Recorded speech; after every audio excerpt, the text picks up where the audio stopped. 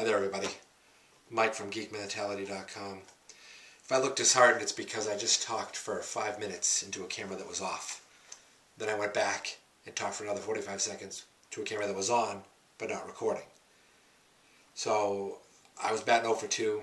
This is my third attempt to talk about last night's Fringe episode, which I just finished a few minutes ago. I just wanted to say a few things about the episode. I probably won't ramble on as much as I did when I was talking to a camera that was off. Luckily for you, you're not going to get that long 5-minute diatribe. The episode tonight, I thought was good to very good. I like that, once again, we were back in our universe, because the other universe is too much of like a spin-off. It feels like Fringe, but it's different people, where we're more emotionally involved with our Walter, our Peter from the other side, don't tell anybody, and our Olivia. I want to say that John Noble, that man, is being robbed for every year that this guy isn't nominated for an Emmy or any award, because television's greatest actor is that man right there. The fact that he can pull off two different, you like how I do that? The fact that he can pull off two different versions of the same character with just a slight inflection in his voice, the way he carries himself, the way he dresses, and a little, comb of the hair, amazing. That Walter over there is busy working for the government. This Walter is busy solving the world's problems in his lab with his cow.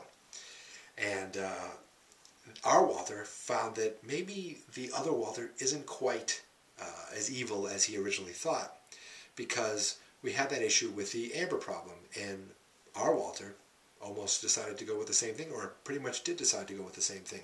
Didn't have to come to that, but that was the solution he came up with.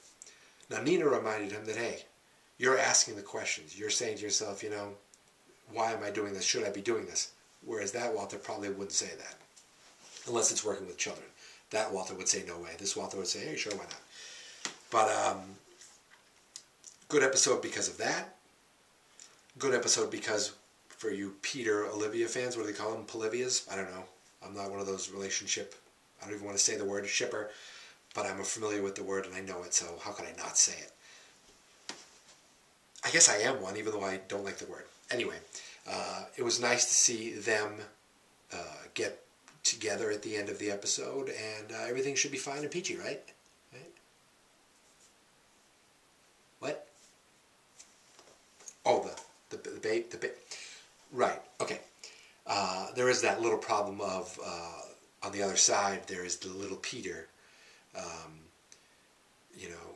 We have Peter and Olivia finally falling in love finally trying to get together after Olivia felt violated by the other Olivia, who this Peter, who's actually from the other side, was also duped and violated, but still kind of has feelings for, and now she's carrying his alternate baby child from the other side.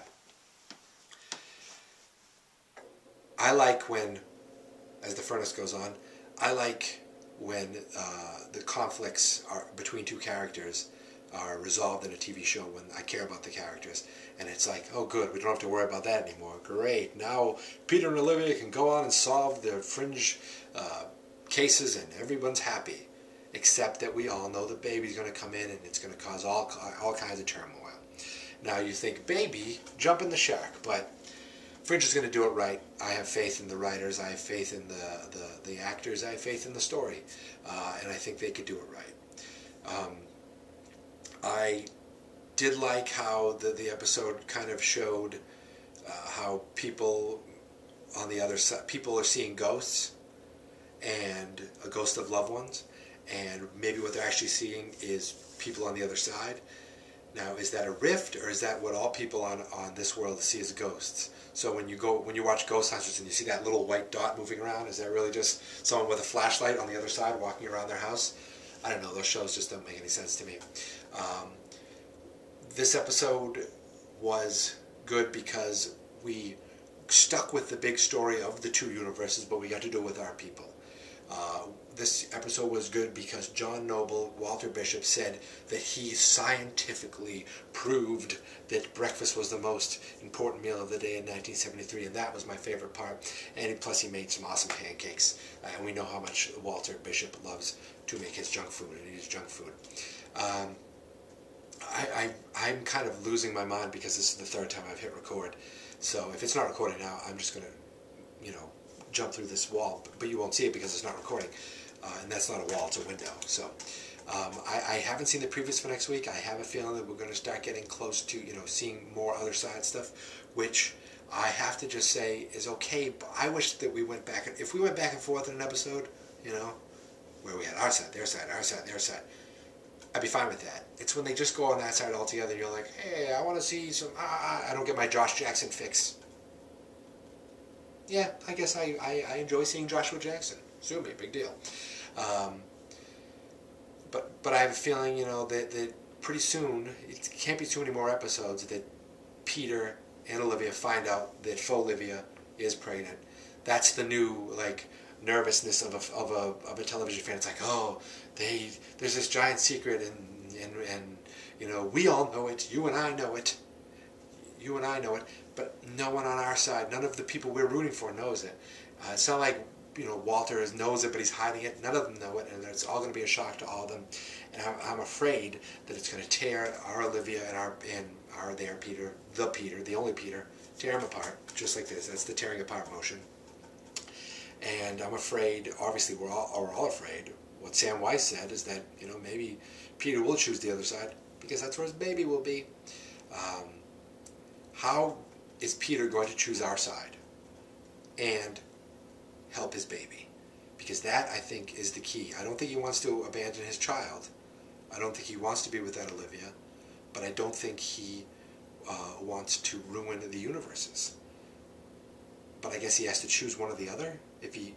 I'm not sure exactly. Does he have to choose, or is that only if he uses the machine? Whichever side he chooses wins. I mean, one solution would be what he just goes to the other side. Our Olivia's sad, but he goes over there and lives happily ever after. Or does he bring our Olivia over here and then steal the baby and throw her off a bridge? I don't know. But a show is good when you think of all these weird things and all these theories and all these possibilities and try to figure out what's going on, instead of just watching it just to see if Charlie Sheen can make another canned joke and canned laughter goes on in the background. That's the difference between a bad show and a good show. And the problem is the good show has 10 more times people watching it than the bad show. The other way around. The bad show has the 10 times more people than the good show watching it. Because a lot of people just sit in front of the TV and go, okay, they're laughing, so this must be funny. I will now laugh. Instead of a show challenging you and making you think, like Lost, like Fringe. That is my sermon for television of the day. That was my sort of review on Fringe this episode. I'm kind of rambling, as I was last time. It better be recording now. Go to geekmentality.com, make your comments there. Go to youtube.com/geekmentalityblog, because someone else took Geek Mentality and the Dink never even updated his YouTube site like 2 years ago, 3 years ago. And my Twitter is Geek Mentality. You can follow me on Twitter, Geek Mentality. And, let me know you're out there. Let me know your theories, your thoughts, your beliefs. And please, I hope you're recording. Please, please, please. Maybe I should cut this last part out. Anyway, I bid you adieu. Oh, it was recording. Yay!